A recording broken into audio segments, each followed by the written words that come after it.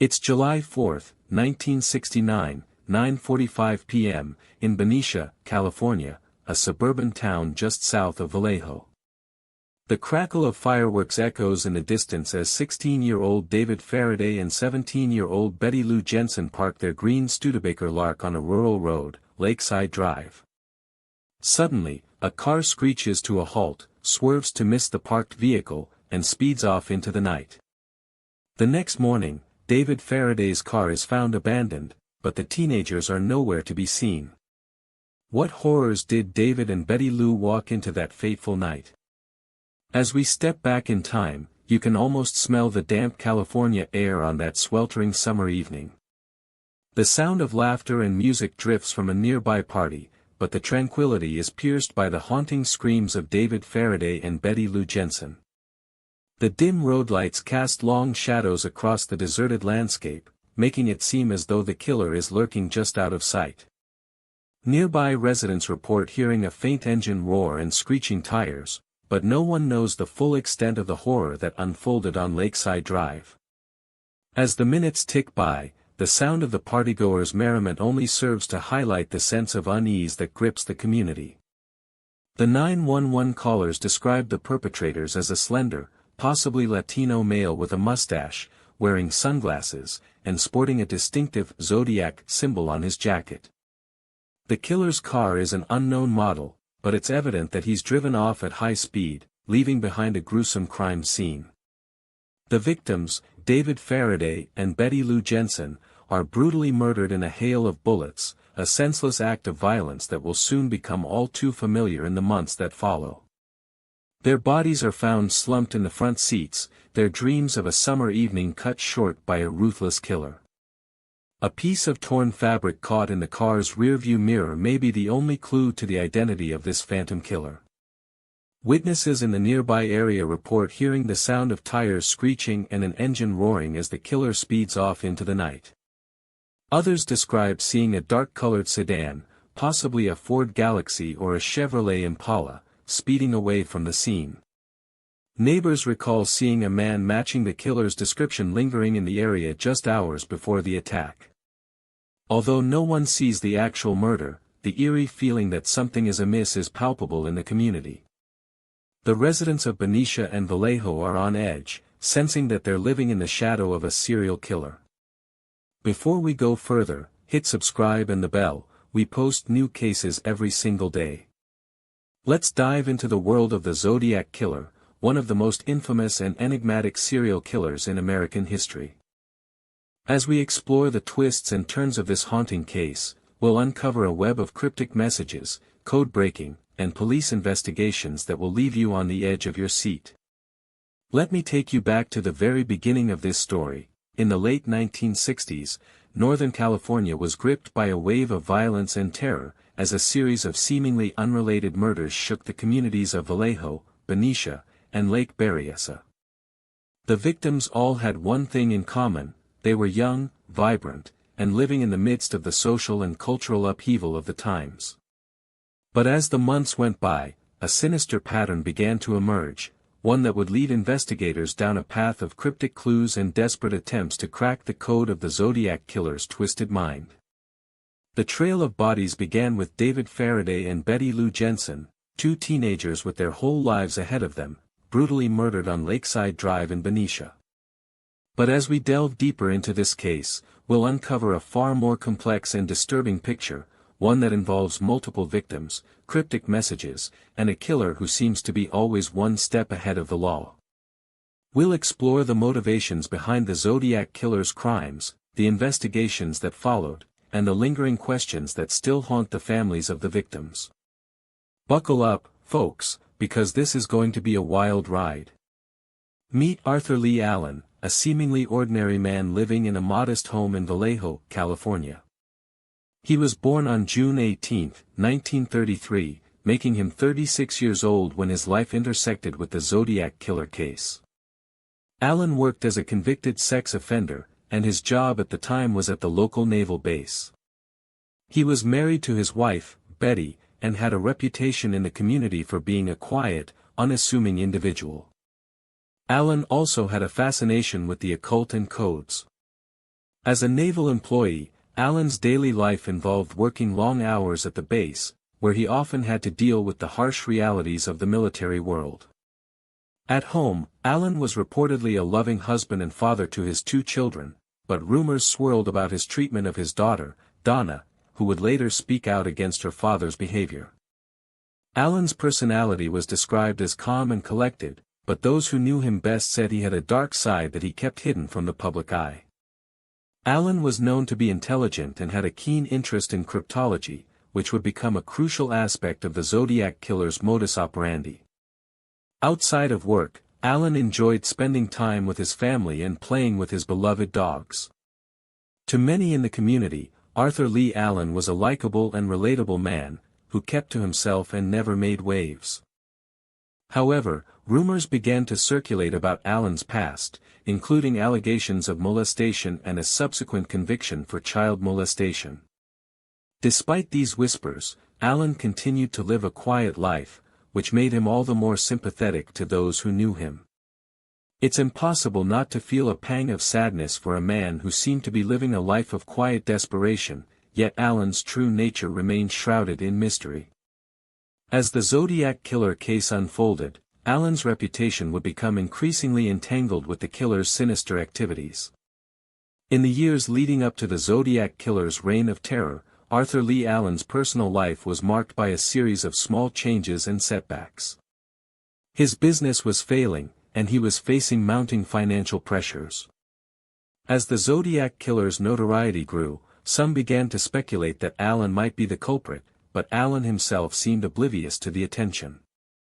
Despite his own struggles, Allen maintained a facade of normalcy, even as his dark past began to surface. But was it too late for Allen to escape his own darkness, or had he already crossed the line into a world of unspeakable evil?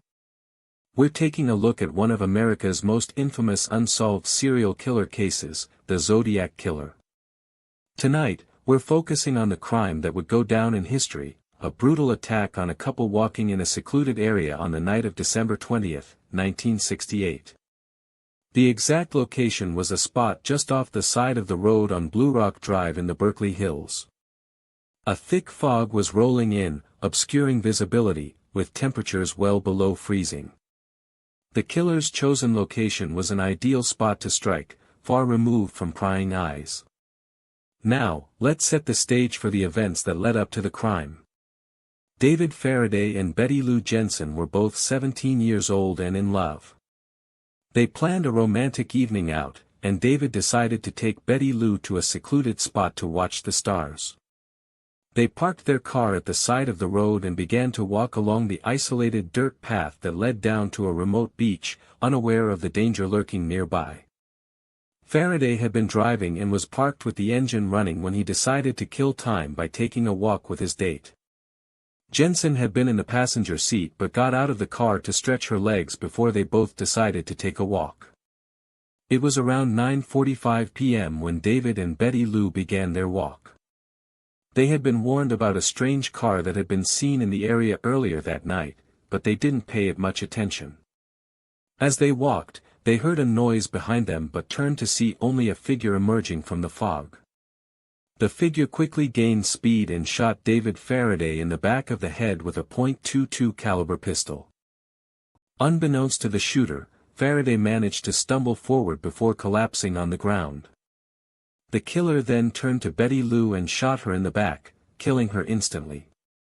The couple's bodies were left on the ground, and the killer returned to their car and left. But what really makes this case so shocking is the sheer brutality of it all.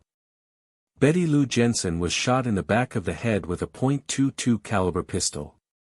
The killer, or at least one suspect, shot David Faraday in the back of the head too, and Betty Lou was then shot again in the back. What's even more disturbing is that the killer made it look like a robbery gone wrong, but all the evidence pointed to a much more sinister motive. The most striking image from this crime scene is, without a doubt, the sight of 2 young lives taken in one brutal act.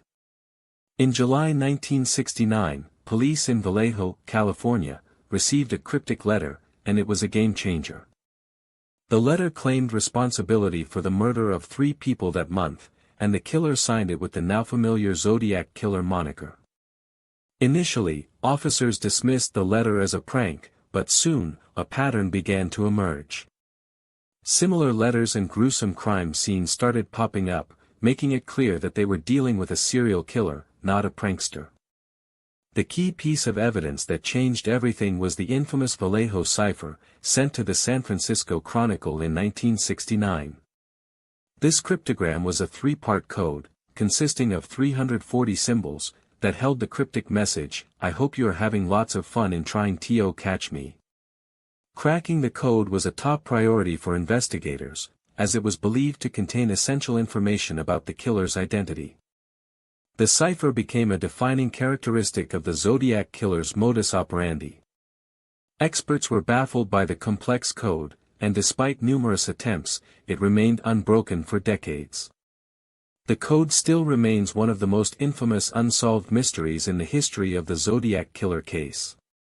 The main suspects in the case included Arthur Lee Allen, a convicted child molester, and Richard Gaikowski, a journalist accused of sending the cryptic letters. Another suspect was Ted Kaczynski, a mathematician later known for his anti-technology manifesto, but his involvement remains speculative. The investigation was hampered by a lack of concrete evidence and inconsistencies in witness statements. The suspects' motives and alibis were scrutinized extensively, yet no definitive link to the Zodiac Killer was established. Despite the extensive investigation, many potential suspects were cleared, leaving the case in limbo. In a bizarre twist, a potential lead surfaced in 1974, when a man named Jack Terrence claimed to have received a phone call from the Zodiac Killer. Terrence's alibi was shaky, and he seemed nervous during questioning, leading some detectives to believe he was the actual killer. Unfortunately, the lead was a red herring. The subsequent investigation resulted in months of fruitless searching, and the community's hopes for a resolution dwindled. Terrence's involvement ultimately proved to be a dead end in the case, further frustrating the already frustrated investigators. One of the most infamous cases in American true crime history has finally come to a close for now, or so it seems. After years of investigation and countless leads, investigators revealed a stunning twist that shook the very foundations of the case. It appears that Arthur Lee Allen was not the Zodiac Killer after all. Instead, the suspect in question is a man by the name of Richard Gaikowski, a man who worked as an editor at the San Francisco Chronicle at the same time the Zodiac Killer was active. This revelation has left many in the true crime community stunned and confused. Richard Gaikowski's involvement in the case was initially overlooked due to his seemingly innocuous job title, but further investigation uncovered some disturbing evidence. A handwriting expert compared the handwriting samples from Gaikowski to those sent by the Zodiac Killer, and some of the features matched up uncannily. Gaikowski was also said to have connections to some of the victims and was reportedly seen around the areas where the bodies were found. It's also worth noting that Gaikowski's fingerprints were found in one of the crime scenes. This newfound evidence has led many to believe that Gaikowski is the true Zodiac Killer. The case against Richard Gaikowski is still considered a cold case, and there have been no charges filed against him. The authorities in Northern California are still reviewing the new evidence and will likely pursue an arrest warrant if they have enough probable cause. Despite the lack of action, the investigation is ongoing, and it's possible that a suspect could be brought to justice in the future. This case serves as a reminder that in the world of true crime, nothing is ever as it seems. The investigation into the Zodiac Killer is a perfect example of how complex and convoluted these cases can become. Arthur Lee Allen, the man previously suspected of being the Zodiac Killer, passed away in 1992 without ever being charged. His